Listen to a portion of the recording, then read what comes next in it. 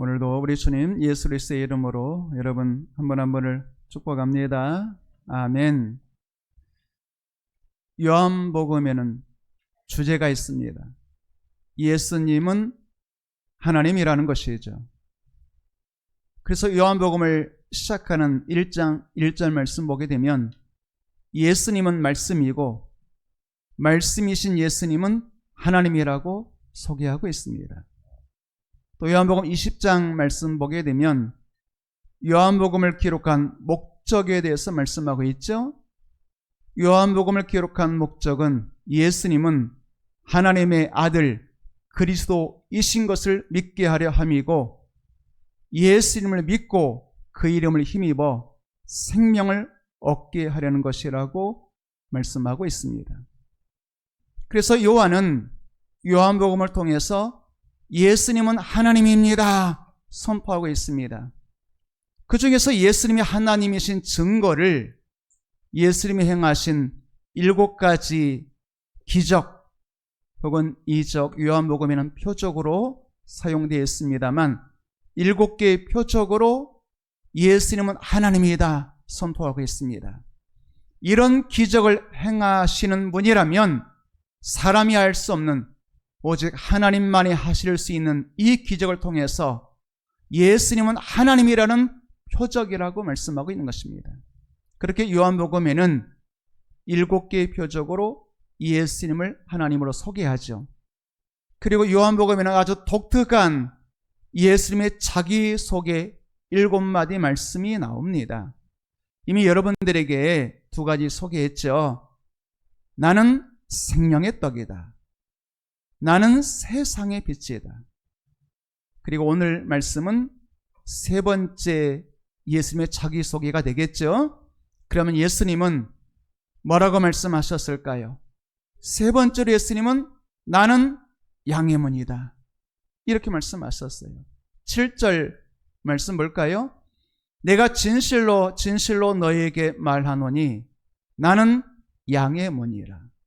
사실 여러분들에게 다른 복음서에는 마태, 마가, 누가복음에는 없는 오직 요한복음에만 있는 독특한 예수님의 자기소개 7마디 말씀이 있다 이런 말씀 드렸잖아요.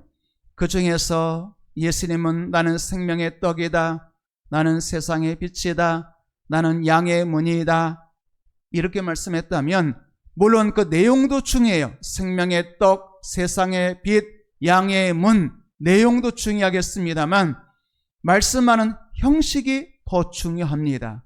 왜냐하면 하나님의 자기소개와 동일한 방식으로 예수님이 자기를 소개하기 때문이죠. 출애굽기 3장에 보게 되면 호렙산 떨기나무 불꽃 가운데에서 하나님이 모세에게 나타나시죠.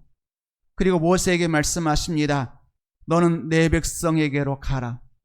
그러자 모세가 묻습니다. 하나님, 당신이 내게 나타나셨고 나를 당신의 백성 이스라엘 백성에게로 보내는데 내가 가서 하나님 만났다, 하나님이 날 보내셨다 라고 말하면 이스라엘 백성들이 저에게 물을 것입니다. 네가 만난 하나님의 이름이 뭐냐? 라고 물어본다면 나는 하나님의 이름에 대해서 뭐라고 말해야 되겠습니까? 묻죠? 그래서 하나님이 이렇게 말씀하십니다.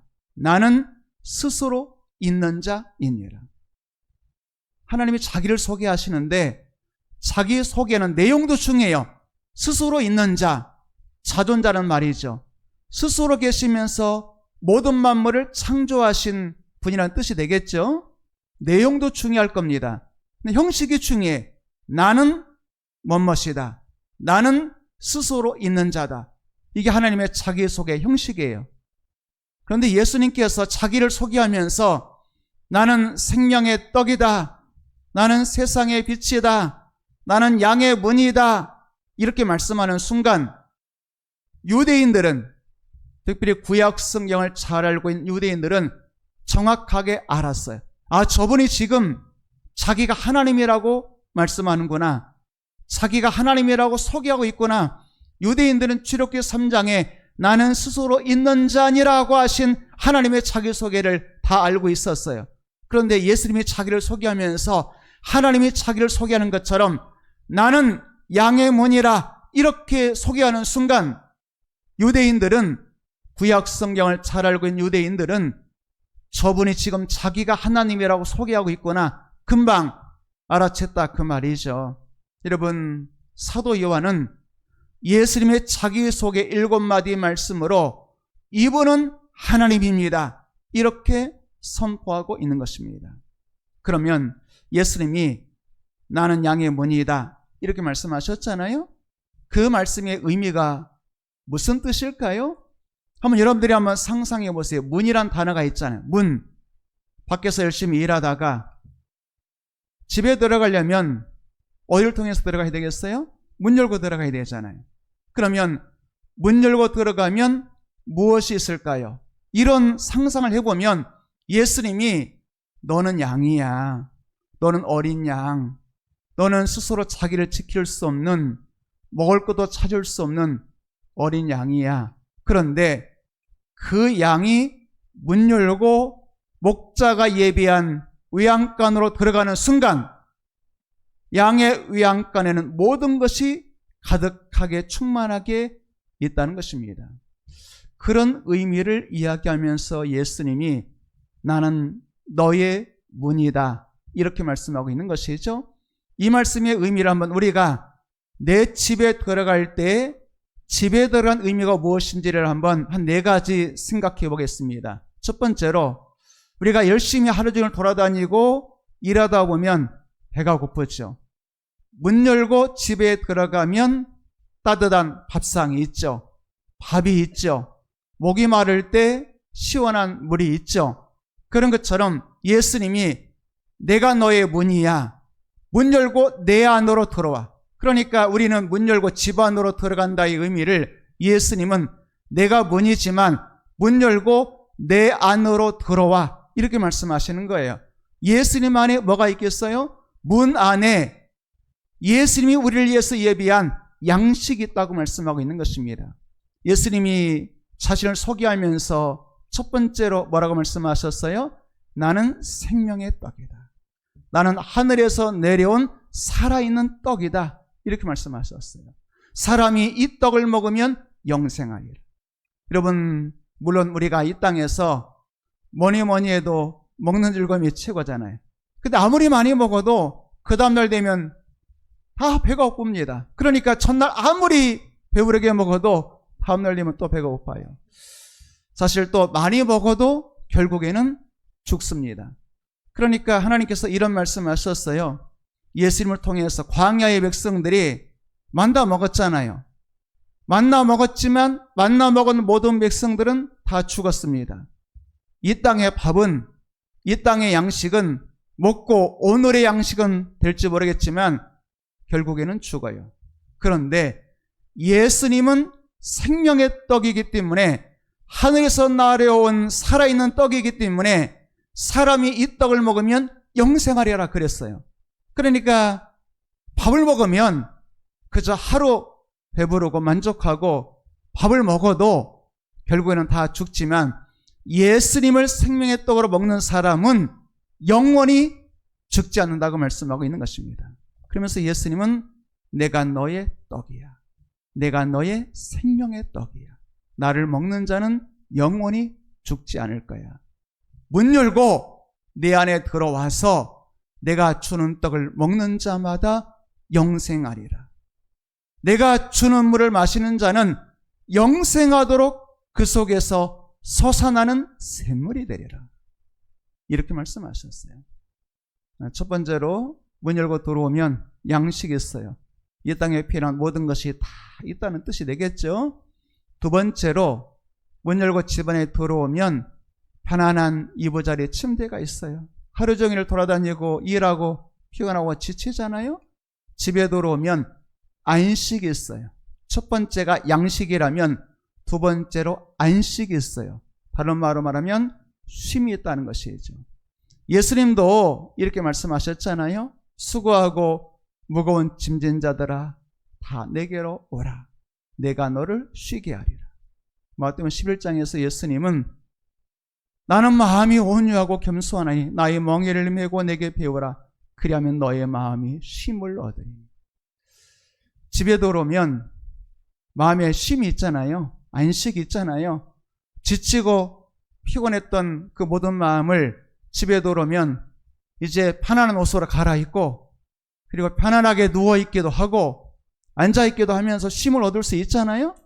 그런 것처럼 육체를 위해서는 문 열고 집 안에 들어오면 안식이 있는 것처럼 쉼이 있는 것처럼 우리의 영혼은 오직 예수님 안으로 들어가야만 예수님 안에 있는 안식과 쉼을 얻을 수 있는 것입니다. 예수님이 나는 문이야. 문 열고 내 안에 들어와. 그러면 내가 너를 쉬게 해줄게. 그러면 내가 너에게 안식을 줄 거야. 너 슬픈 마음, 두려운 마음, 염려하는 마음, 우울한 마음 다 내려놓고 무거운 짐이 있으면 내게 맡겨. 내가 너를 쉬게 해줄 거야. 말씀하는 거죠. 그래서 우리는 지치고 피곤할 때, 괴로울 때, 슬플 때, 우울할 때 어디로 가면 안식을 얻을 수가 있겠어요? 문 열고 예수님 안에 들어가면 참된 안식을 얻게 될 줄로 믿습니다. 세 번째 생각해 보게 되면 우리가 밖에서 일하다가 문 열고 집 안에 들어가면 가족 만나죠. 가족과의 교제가 있죠. 그래도 사랑하는 가족 만나면 세상의 고통도 삶의 지침도 다 풀어지게 되는 것 아니겠어요? 그러니까 집안에는 가족이 있어요. 그래도 문 열고 예수님 안에 들어가면 누가 계시겠어요? 내 가족 예수님이 계시는 거예요. 내 하늘 아버지 하나님이 계시고 그리고 예수님 우리의 큰형님 되시는 분 아니겠어요? 하나님의 외아들 큰아들 예수님, 우리는 예수님의 동생들 다 한 분 하나님 아버지를 모시는 자녀 아니겠어요? 그러니까 여러분 예수님 안에 들어가면 우리는 가족을 만나는 교제가 있는 것입니다. 예수님이 여러분들을 부르셨잖아요. 제자로 부르셨고 구원하셨어요. 왜 부르셨겠어요? 부르신 목적이 뭐겠어요? 부르신 목적이 바로 주님과 교제하라고. 너희를 불러 그리스도 예수 우리 주와 더불어 교제하게 하시는 하나님은 미쁘시나니. 우리를 왜 부르셨어요? 부름받은 목적이 뭐겠어요? 우리는 부름받음 그러면 부름받아 낯선 이명 아골골짝 빈들해도 불쌍해라도 주로 부름받은 목적을 사명으로만 생각하기 쉽죠? 혹은 봉사, 헌신, 직분받는 것으로만 생각하기 쉽지만 우리 부르신 목적은 성경이 예수님과 교제하라고 부르셨다는 거예요. 또 마가복음에 되면 예수님의 제자를 부르신 목적에 대해서 이렇게 말합니다. 우리는 예수님의 제자를 왜 부르셨어요? 그러면 가서 전도하라고 사명 감당하라고 생각하겠지만 마가복음 3장 말씀 보게 되면 12제자 부르신 목적은 첫 번째가 자기와 함께 있게 하고 그 다음에 보내사 전도도 하며 귀신 내쫓는 권능 주려 함이니라 이렇게 말씀하고 있어요. 그러니까 전도하고 귀신을 내쫓고 사명 감당하고 여러분 복음 전하는 것은 두 번째예요. 일하는 것은 두 번째. 첫 번째가 뭐겠어요? 제자 부르신 목적 첫 번째가 함께 교제하기 위해서 부르셨다고 말씀하고 있는 것입니다. 여러분 그러므로 오늘 시간 주께서 우리를 왜 부르셨어요? 왜 성도로 제자로 부르셨어요? 주님이 함께 사랑을 나누자고 함께 교제하자고 내가 너의 가족이 되어줄게 라고 말씀하는 것 아니겠어요? 사실은 문 열고 집에 들어가면 가족이 있습니다라고 이렇게 말은 했습니다만 내가 가만히 볼 때 혼자 사시는 분도 많이 있고 나 집 문 열고 들어가면 나 가족 없는데 다 떠났는데요 라고 말하실 수 있겠지만 자녀들은 떠나셨을지 모르겠지만 예수님 문 열고 들어가면 그 안에 예수님 계시죠. 예수님이 여러분 맞아주시고 환영해 주시고 사랑해 주시는 것 믿으시기를 축복합니다. 나 혼자가 아니에요. 나는 혼자가 아닙니다. 주님이 나와 함께 하십니다. 주님 말씀하셨잖아요. 내가 세상 끝날까지 너와 항상 함께 있으리라. 나 혼자가 아니야. 우리 주님이 외로운 자여 문 열고 내게로 들어오라. 내가 너의 친구 되어줄게. 내가 너의 가족이 되어줄게 라고 말씀하고 계시는 거죠. 네 번째 생각해 본다면 문 열고 집에 들어가면 양식도 있고 안식도 있고 교제도 있죠. 또 하나는 보호가 있는 것입니다. 요즘같이 장마철에 비 많이 오잖아요. 여러분, 비가 장대비같이 쏟아지는데 우산 쓴다고 비 안 맞겠어요? 진짜 비 많이 오면 우산 써도 안 돼요. 옷 입어도 안 돼요. 어떻게 하면 되겠어요? 문 열고 집 안으로 들어가면 아무리 비바람이 몰아쳐도 폭풍우가 몰아쳐도 집 안에 있으면 나는 평안해, 나는 평안해, 늘 평안해, 이렇게 되는 것 아니겠어요? 여러분, 예수님 밖에 있는 나는 늘 지치고 피곤하고 양떼에게 쫓기고 영적 싸움 벌이겠죠. 그러나 문 열고 예수님 안에 들어가게 되면 예수님이 내 영혼의 집이 되어주신다면 나는 언제나 안전하고 평안할 수가 있는 것입니다. 밤거리 걸어다니다 보면 뒤통수가 좀 쭈뼛거리고 혹시 강도 만나는 것 아닌가 생각될 수 있잖아요. 그러나 아무리 캄캄한 어두운 밤이라 할지라도 문 열고 집 안에 들어가면 이제 나는 안전해, 나는 평안해, 이런 것 아니겠어요? 비바람에도 강도의 칼날에서도 나를 지켜주는 것이 나의 집 아니겠어요? 예수님 말씀하시는 거예요. 내가 너의 집이 되어줄게. 다시 말하면 내가 너를 보호해줄게. 이렇게 말씀하는 것이죠. 어떤 어려운 시험이 있어도 문 열고 예수님 안에 들어가면 주님 나를 지켜주시고 보호해 주실 줄로 믿습니다. 이스라엘 백성들이 광야를 지날 때 가장 큰 위기는 언제였을까요? 출애굽한 이후로 홍해라고 하는 바다 앞에 있을 때, 앞에는 바다, 뒤에는 애국 군대가 쫓아오죠. 앞으로도 못 가. 바다 건널 수 있겠어요? 뒤로도 못 가. 애국 군대가 칼을 들고 쫓아오죠. 그때 이스라엘 백성들은 우리가 여기서 죽는구나, 이제 나는 여기서 내 인생 끝나는구나 생각했겠죠. 그런데 하나님께서 이스라엘 백성들을 지켜주셨잖아요. 보호해 주셨잖아요. 그때 그 장면을 출애굽기 14장 19절에서 21절까지 말씀 보게 되면 이렇게 말씀하고 있습니다. 자, 한번 상상해 볼까요? 앞에는 바다가 있어요. 홍해가 있어요. 뒤에는 애국 군대가 쫓아와요. 애국 군대가 없을 때는 하나님께서 앞에서 구름 기둥으로 인도해 주셨어요. 그런데 뒤에서 애국 군대가 쫓아오니까 하나님께서 움직이셨대요. 어디로? 애국 군대와 이스라엘 한 가운데에, 다시 말하면 애국 군대가 한 가운데에 서 계신 하나님의 구름 기둥을 뚫지 않으면 이스라엘 백성들을 공격할 수가 없어요. 그런데 단순히 구름 기둥만이 아니고 19절 말씀 볼까요? 이스라엘 진 앞에, 진이란 말 행진하는 그 진을 말합니다. 앞에 가던 하나님의 사자가, 여기서 하나님의 사자는 천사일 수도 있겠지만 천사가 아니라 성육신하기 전에 예수님을 말씀합니다. 그러니까 예수님은 육신이 없으실 때, 육신을 입으시고 이 땅에 오시기 전에 그때도 이스라엘 백성들에게 중요한 순간에 한 번씩 나타나셨어요. 자, 지금 이스라엘 백성들이 바다와 애국 군대 사이에 있을 때 여호와의 사자, 하나님의 사자가 평안할 때는 인도하시는, 앞에서 인도하시는 구름 기둥 가운데 함께 하셔서 인도하시는 하나님이 뒤에서 애국 군대가 쫓아오니까 이것을 막아야 되잖아요. 이 공격에서 이스라엘 백성들을 막을 수가 없어요. 애국 군대는 철병거를 건드리고 있고 대단한 군대를 건드리고 쫓아오고 있잖아요. 그러니까 하나님의 사자가 이스라엘 백성들 그들의 뒤로 옮겨가니까 구름 기둥도 앞에서, 평안할 때는 인도하던 구름 기둥도 앞에서 이스라엘 백성들 진 뒤로 옮겨가서 애국 군대와 이스라엘 사이에 하나님의 사자와 구름 기둥이 서 있었다. 그 말은 뭐겠어요? 내가 너를 지켜줄게. 애국의 군대가 아무리 강할지라도 내가 애국 군대와 너 사이에 서서 내가 너의 성벽이 되어줄게 라고 말씀하고 있는 것입니다. 그러자 20절 말씀 볼까요? 그러자 한번 상상해 볼까요? 애국 군대와 이스라엘 사이에 하나님의 사자, 하나님과 구름 기둥이 있죠.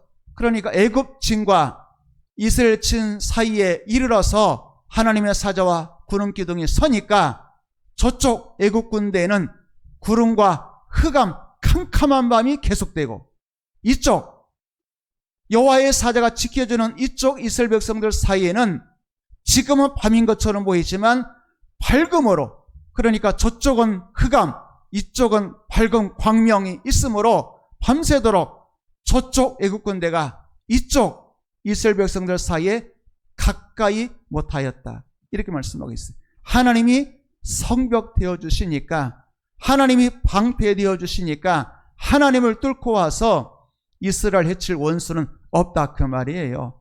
하나님이 지켜주시고 보호해 주신다는 의미가 되겠죠.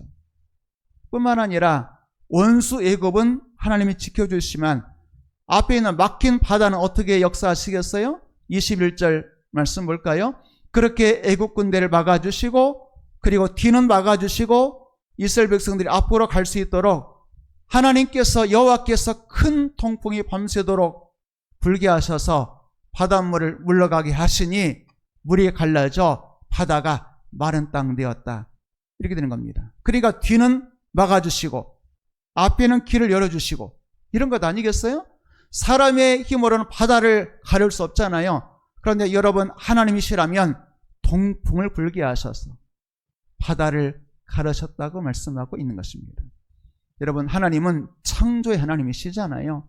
하나님은 바람과 파도도 잠잠하라 명하시면 바람과 파도가 잠잠해지는 것이고, 동풍아 불어라 그러면 동풍이 불어서 홍해 바다를 가르시는 하나님 아니겠어요? 내 인생에 막힌 길이 있다면, 바다가 있다면, 여러분 하나님 의지하시면 여러분의 앞날의 인생에 막힌 바다 하나님께서 갈라지게 하시고 마라당같이 건너게 하시고 승리하게 하실 줄로 믿습니다. 뒤에서 원수가 나를 공격한다면 하나님이 여러분의 방패 되어주시고 성벽 되어주셔서 막아주실 줄로 믿습니다. 자, 예수님이 뭐라고 말씀하셨어요? 내가 너의 문이야. 그 말은 뭐겠어요? 내가 너의 문이야. 내게 돌아오면 내가 너에게 양식도 주고 안식도 주고 교제, 가족도 주고 내가 너를 보호하여 줄 거야. 이렇게 말씀하는 것 아니겠어요? 그러면서 이제 성경의 용어로 예수님께서 친히 말씀하셨죠. 나는 양의 문이라. 문 열고 내게 들어오면 내가 이것을 주리라. 두 번째로 예수님은 뭐라고 말씀하셨을까요? 내가 너의 문이야. 내 안에 구원과 꼴이 있다. 구원은 영적인 것이잖아요. 꼴은 이 땅에 사는데 필요한 모든 것이 되겠죠. 9절과 10절 말씀 보게 되면 양의 문이라고 말씀하신 예수님이 다시 한번 이렇게 말씀하십니다. 내가 문이니 누구든지 나로 말미암아 들어가면, 문 열고 들어오면 너는 구원을 받고 꼴을 얻으리라. 제가 성경에서 가장 좋아하는 구절 중에 하나가 요한복음 10장 9절과 10절 말씀이에요. 왜냐하면 여러분, 우리는 누구나 하나님께 받고 싶잖아요. 여러분, 은혜 받기를 원하십니까? 은혜 받고 싶잖아요. 하나님께 복 받고 싶으세요? 복 받고 싶잖아요. 하나님께 상 받고 싶으세요? 상 받고 싶잖아요. 우리 주님 뭐라고 말씀하셨어요? 나는 상 주기를 기뻐한다. 우리 주님은 내가 너를 사랑하여 독생자를 주셨으니. 여러분, 하나님은 주시는 하나님이시잖아요. 그런데 주시는 하나님을 가장 잘 설명해주는 구절이 바로 9절 10절 같아요. 왜냐하면 잘 보세요. 구원을 받고 꼴 얻으리라. 내가 주면 너는 받으리라. 너는 얻으리라. 10절 말씀 또 볼까요? 구원을 받고 꼴을 얻고 생명을 얻게 하고 더 풍성히 얻게 하려는 것이라. 9절 10절에 너는 받으리라, 너는 얻으리라는 말씀이 9절에 2번, 10절에 2번, 4번 나와요. 여러분, 받고 싶잖아요. 사람에게 받으면 부담되기도 하고 또 받으면 또 내가 빚 갚아야 될 것도 같고, 그런데 예수님께 받는 것은 아무리 많이 받아도 부담이 안 되잖아요. 또 내가 꼭 갚아야 되는 것도 아니잖아. 왜냐하면 우리 주님이 주시는 것은 은혜니까, 다른 말로 말하면 선물이니까 아무리 많이 주님께 받아도 부담이 안 돼. 오히려 기쁠 뿐이야. 그런데 우리 주님은 내가 너에게 주리라 주리라 주리라 주리라 4번이나 말씀하셔서, 우리의 말로 말하면 너는 받으리라 얻으리라 얻으리라 얻으리라. 여러분, 받고 싶잖아요.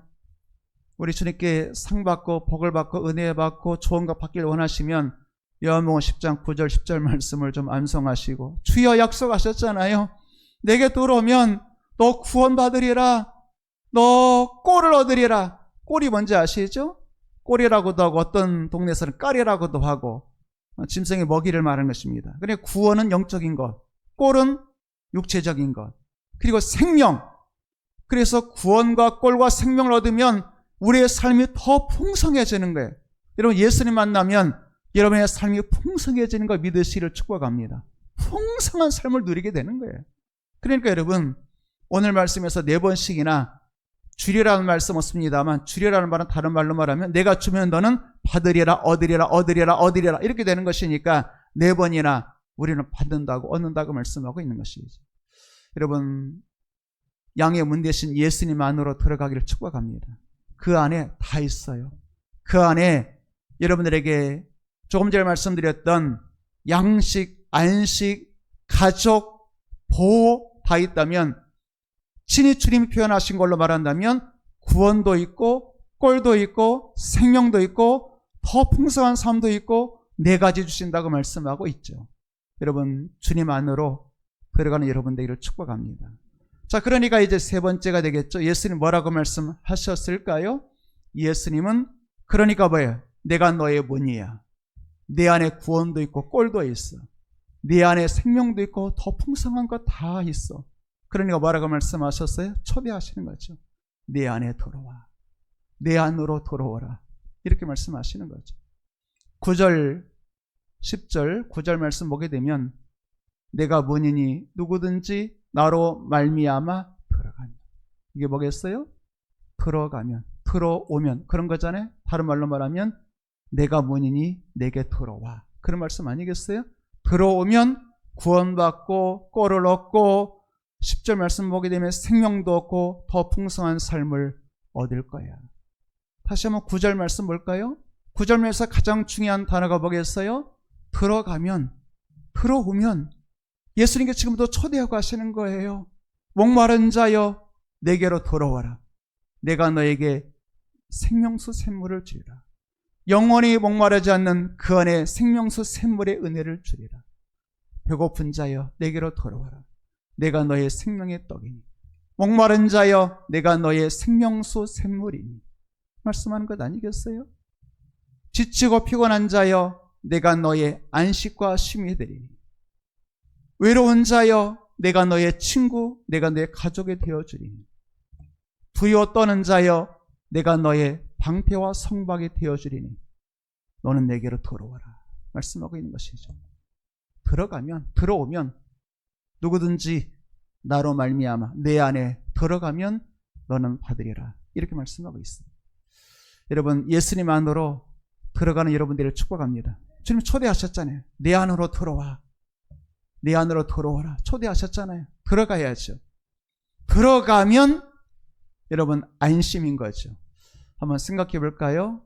노아 시대에 대홍수가 났어요. 대홍수 났을 때 수많은 사람이 있었겠지만 딱 2종류의 사람이 있어요. 방주 안에 있는 사람, 방주 밖에 있는 사람. 어떻게 됐겠어요? 방주 안에 있는 사람 구원, 방주 밖에 있는 사람 심판과 죽음. 이스라엘 백성들 출애굽할 때 하나님이 이렇게 말씀하셨죠. 어린 양을 잡아서 그 피를 문설주와 임방에 바르라. 그리하면 죽음의 사자가 넘어가리라, 유월하리라. 하나님께서 죽음의 사자를 애굽 전역에 보낼 때 어린 양의 피 안에 있는 사람, 어린 양의 피 밖에 있는 사람, 2종류밖에 없어요. 어린 양의 피 안에 있는 사람은 생명, 어린 양의 피 밖에 있는 사람은 사망. 이렇게 되는 것 아니겠어요? 여러분 광야를 지났던 이스라엘 백성들, 시편 기자들은 이것을 잘 알았어요. 어디선가 글을 읽어본 것 같아요. 독수리가 한낮에 뜨거운 태양이 쨍쨍 내리쬐면 그러면 새끼는 뜨거운 햇빛 아래에서 지치잖아요. 힘들잖아요. 괴롭잖아요. 그러면 어미 독수리가 어떻게 하겠어요? 자기 날개를 싹 펴는 겁니다. 그러면 뜨거운 햇빛은 누가 다 받고? 어미가 다 받고, 어미의 날개 그늘 아래에 있는 새끼는 어떻게 되겠어요? 여러분 아무리 뜨거워도 그늘 속에 들어가면서 살 수 있는 거잖아요. 그러니까 하나님은 사실은 이렇게 말씀하고 있어요. 시편 기자를 통해서 하나님은 어미의 날개 그늘을 가지고 있다. 그리고 그늘 안에 들어오면 살 수 있다. 이렇게 말씀하는 거죠. 하늘의 매가 병아리를 낚아채려고 날아다니고 있어요. 그때 그 병아리들 가운데는 딱 두 종류만 있어요. 뭐예요? 어미의 날개 그늘 안에 들어온 병아리와 자기 마음대로 어미의 날개 그늘 밖에서 돌아다니는 병아리, 딱 두 줄만 있어요. 여러분, 어미의 날개 밖에 있는 병아리는 매에 낚아챌 수 있어요. 그런데 그늘 안에 들어오게 되면 어미가 목숨 걸고 자기 병아리 새끼 지켜주는 것입니다. 여러분, 하나님이 바로 여러분의 날개 그늘 되시는 걸 믿으시기를 축복합니다.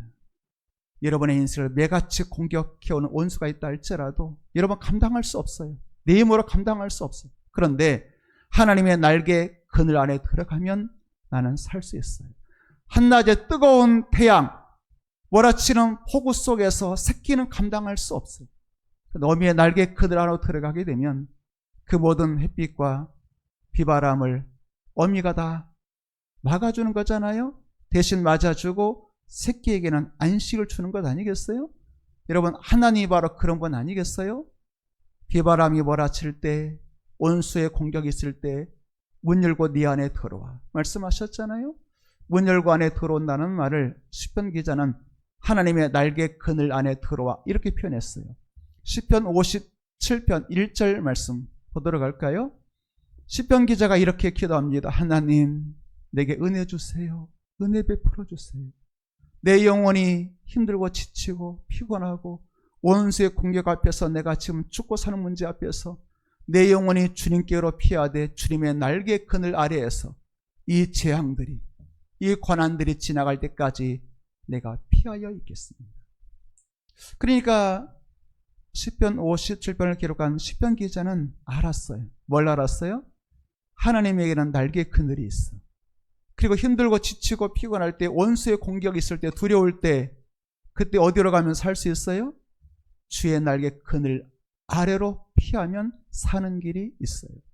여러분, 이번 한 주간 주의 날개 그늘 아래 피하여 재앙이 지나갈 때까지, 비바람이 지나갈 때까지, 뜨거운 햇빛이 해가 넘어가 시원한 바람이 불 때까지 그 안에 피하여 있는 여러분 되기를 주의 이름으로 축복합니다.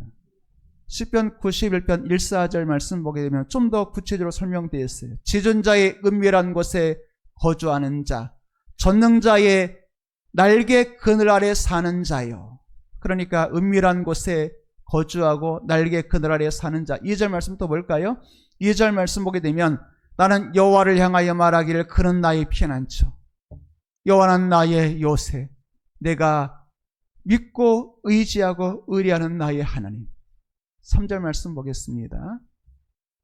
이는 하나님이 너를 새 사냥꾼의 올무에서와 심한 전염병에서 하나님이 너를 건져주실 거예요. 전염병이 돌고 사냥꾼이 온다 할지라도, 올무가 있다 할지라도 주의 날개 그늘 안에 들어가면 살 수 있다는 것이죠. 4절까지 말씀 보도록 할까요? 4절까지 여호와가 너를 여호와의 날개 깃으로 덮으시리니 네가 그의 날개 아래 피하리로다. 하나님의 날개는 방패, 손방패가 되시나니.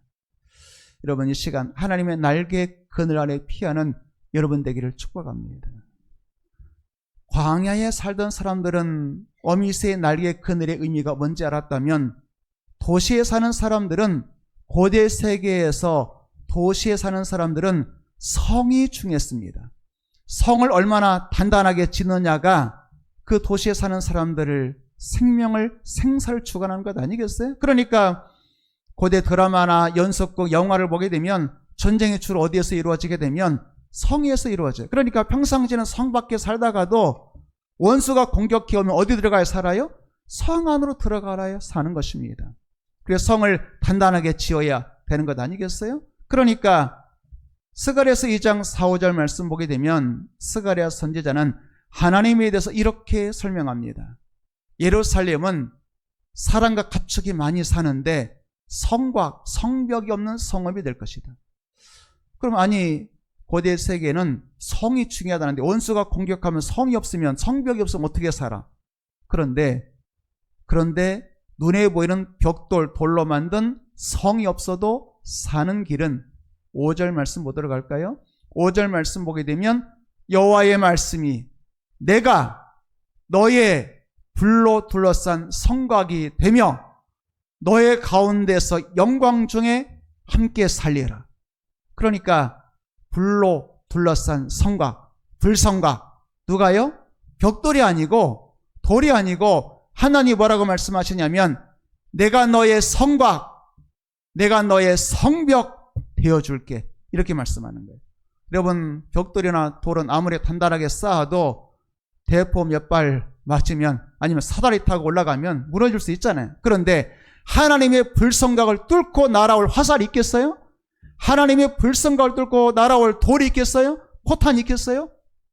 하나님이 여러분의 방패 되어주시면, 불성곽 되어주시면 성 안에 있는 백성 안전한 것처럼 성 밖에 있는 사람은 전쟁 중에 죽겠으나 성 안에 있으면 안전한 것처럼 인생의 고난과 위기 가운데에서 여호와의 불성곽 안에 들어가면 여호와가 여러분의 방패 되어주시고 함께 살며 영광이 되어주심으로 안전하게 거하게 될 줄로 믿습니다. 자, 오늘 말씀 한번 생각해 볼까요? 주님 뭐라고 말씀하셨어요? 나는 너의 문이야. 내 안에 구원과 꼴과 모든 좋은 것이 가득하지. 마지막 말씀 뭐예요? 너는 내게로 들어와라 말씀하셨죠. 이번 한 주간 주님 안에 들어가 주님 안에 있는 모든 좋은 것을 누리며 사는 여러분 되기를 주님의 이름으로 축복합니다.